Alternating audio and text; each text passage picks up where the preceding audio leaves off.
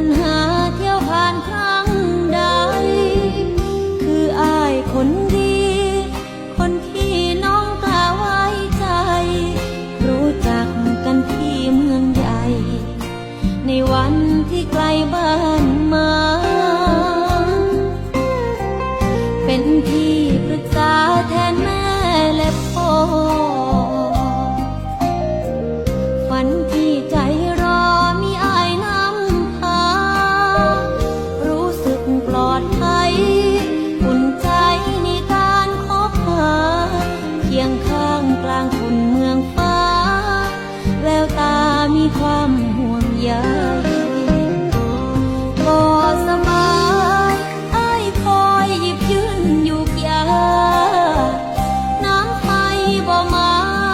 อ้ายอาสาแก้ปัญหาให้น้ำใจเล็กน้อยทยอยเติมด้วยห่วงใยยกอ้ายเป็นญาติทางใจอยู่ไกลในยามท้อถอยยืนหน้าปากซอยหลังเลิกงานโอกาสสำคัญนัดกันมาคอยสัญญาสิ้นเดือนเย็นนี้คงบ่เลื่อนลอยที่ร้านจิ้มจุ่มปากซอยนัดคอยอ้ายคงบ่ลืม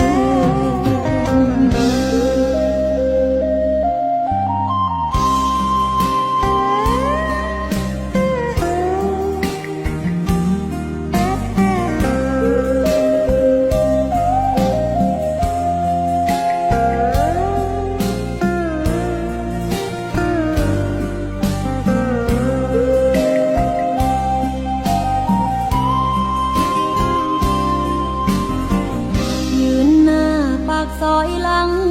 เลิกงาน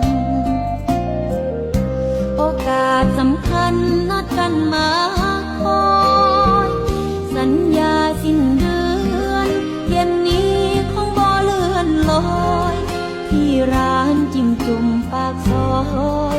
นัดคอยอ้ายคงบ่ลืม